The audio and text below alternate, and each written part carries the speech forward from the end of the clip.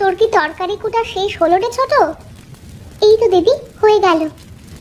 বেশ তো, তাড়াতাড়ি ওগুলো আমার কাছে দিয়ে পানি গরম কর দেখি, তা না হলে আবার শাশুড়ি মা তুল কালাম করে ফেলবে। হ্যাঁ, আমি এক্ষুনি করছি দিদি। যাই বলো দিদি, এমন শাশুড়ি মা আমি জীবনে দেখিনি। নিজের আপন ছেলের বউদের সাথে কেউ এমনটা করে বলো? চুপ কর ছোট, চুপ কর। উনি আবার শুনে ফেললে দুজনেরই কপালে কষ্ট আছে।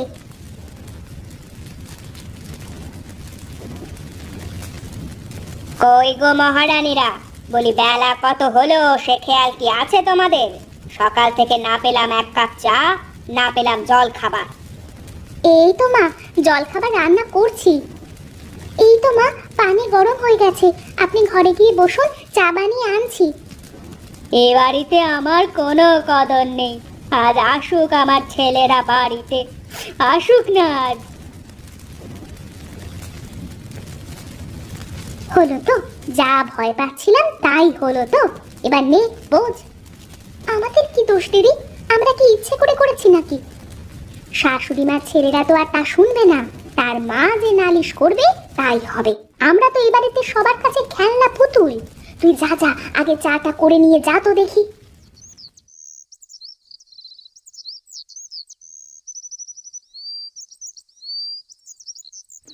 বাবা বিনু, দোকানে যাচ্ছিস বাবা? হ্যাঁ মা, সেই জন্যই তো তৈরি হচ্ছিলাম। কিন্তু তোমার চোখে জল কেন মা? আর বলিস নে বাবা, এ বাড়িতে আমার কি কোনো মূল্য নেই? কি বলো মা? এ বাড়িতে তুমি যা বলবে তাই তো হবে। কেন, কি হয়েছে বলো দেখি। সেই সকাল থেকে বসে আছি যে এক কাপ চা খেয়ে স্নানটা করে পুজোয় বসবো, তারপর পুজো সেরে এসে জল খাবার খাবো। কিন্তু দেখ, এখনো পর্যন্ত কেউ আমাকে এক কাপ চাও দিল না।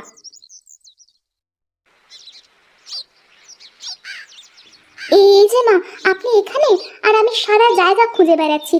এই নেন আপনার চা। লাগবে না আমার চা, গরু মেরে এখন আবার জুতো দান করতে এসেছো? তুই সাবধানে যাস বাবা, আমি গেলাম। যাক বাবা, যার জন্য করে চুরি সেই বলে কিনা চোর। কি লাভ হলো তাহলে এত কষ্ট করে চা বানিয়ে এনে?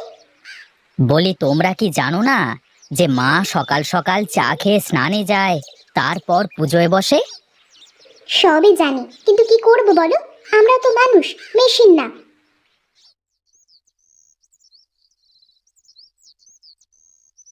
ওরে বাবা, এ কি বউ নাকি ঝাঁসি কি রানী? চাটা খেয়েই দেখি। কই গো বউ, আমার ব্যাগটা কোথায় রেখেছো? তাড়াতাড়ি ব্যাগটা দাও দেখি। তোমার চোখ দুটো কপালে কি জন্য আছে তাই ভাবি আমি। কি যে বলো না তুমি! চোখ কপালে আছে দেখবার জন্য।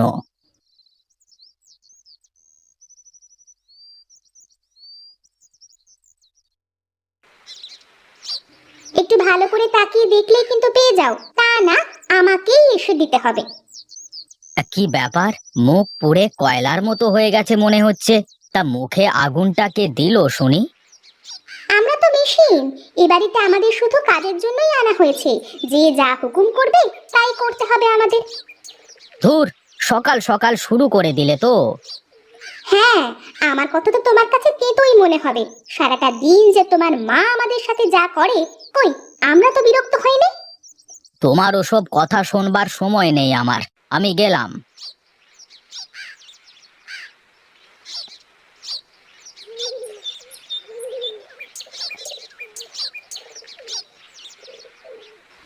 দিদি, ওই দেখো ফুসকা। চলো না, দু বোন দুটো ফুসকা খেয়ে আসি। না না থাক, এখন আর যাব না। আর কাছে তেমন টাকাও নেই। দুটো ফুসকার টাকা তো আছে, চলো না দিদি।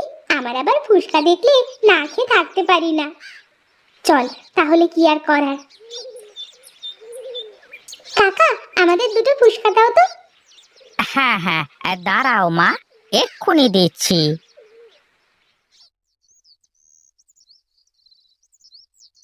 না, এই একটা ফুসকা খেয়ে আমার কিছুই হলো না।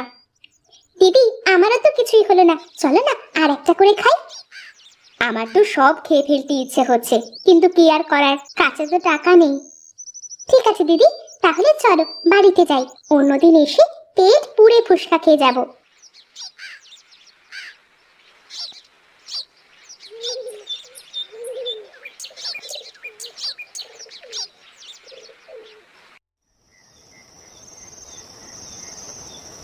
না না, আমার ফুসকা আমি তোকে দিতে পারবো না, তুই পারলে বানিয়ে খা, আর না হলে কিনে আন। আমি আমার থেকে আর একটা ফুসকাও দিতে পারবো না। ওরে বাবা, ওহ, কি একটা বিপদ! হ্যাঁ, আরে গিন্নি তো ঘুমের মধ্যেও ফুচকা নিয়ে ঝামেলা বাঁধিয়ে ফেলেছে। রোজ রাতে লুকিয়ে লুকিয়ে ফুচকা এনে খাওয়ায়। ওহ, কই গো গিন্নি, তোমার ফুচকা খাওয়া শেষ হলে একটু ওঠো দেখি। কি গো, কি হয়েছে? তুমি এভাবে উঠে বসে আছো কেন? কি আর করব, তোমার জন্য কি একটু শান্তিতে ঘুমানোর মতো আছে? কেন, আমি আবার কি করলাম তোমার শুনি? তুমি তো ঘুমের মধ্যে ফুচকা নিয়ে যুদ্ধ শুরু করে দিয়েছো। তা কার সাথে যুদ্ধ করলে একটু বলবে? আরে ধুর, কি যে বলো, আমি আবার কার সাথে ফুসকা নিয়ে যুদ্ধ করব? আমি তো ফুসকা খাচ্ছিলাম। কি হলো, তুমি এভাবে হাসছো কেন? আরে স্বপ্নে কিছু খেলে কি খাওয়া হয় জানো তো? আমারও তো জানার দরকার নেই, তুমি ঘুমাও তো, আমার ঘুম পাচ্ছে।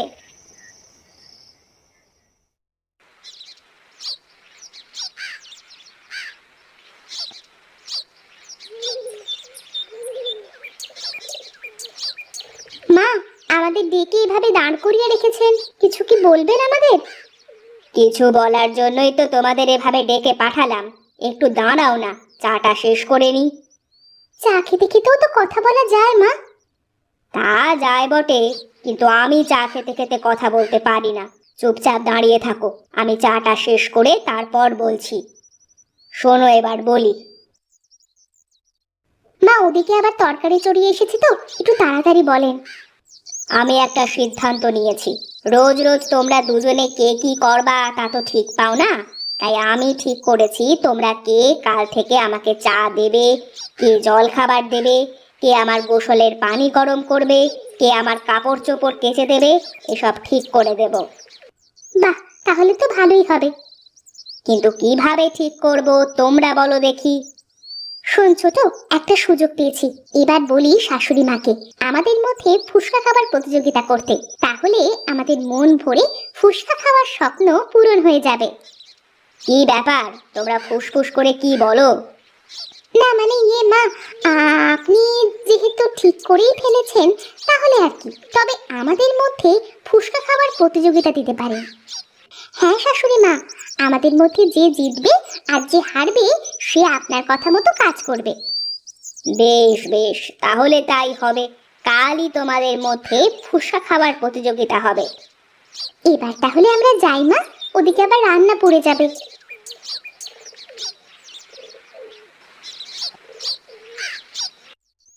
ওরে বাবারে, এত ফুচকা! কি বলো দাদা, একটু দাঁড়িয়ে শুধু দেখতে থাকো। আমরা তো ঘরে ফুচকা রাক্ষস পুষি, তুমি শুধু দেখতে থাকো। শোনো বৌমারা, আমি বাঁশি বাজানোর সাথে সাথে তোমরা খাওয়া শুরু করবে। ঠিক আছে মা।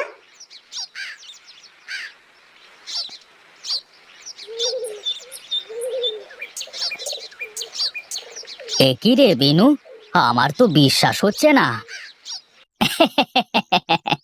বিশ্বাস না হওয়ার কি আছে, তুমি তো তোমার নিজের চোখেই দেখছো নাকি? তাই বলে ওরা এভাবে রাক্ষসের মতো ফুচকা খেতে পারে? আগে জানতাম না তো। বেশি কথা বলো না দাদা, তাহলে কিন্তু তোমাকেও খেয়ে ফেলবে। এ কি, দুজনে একসাথে শেষ করলো যে, এখন কি হবে? কি আর হবে, আরো কতগুলো ফুচকা এনে দাও না, তারপর আবার দাঁড়িয়ে দাঁড়িয়ে দেখতে থাকো, আর ওরা খেতে থাকুক। হ্যাঁ মা, তাই করেন, আর কতগুলো ফুসকা নিয়ে আসেন। এ কি সর্বনাশী কথা, একটা মানুষ এত ফুসকা কি করে খেয়ে শেষ করতে পারে, আমার তো বিশ্বাসই হয় না।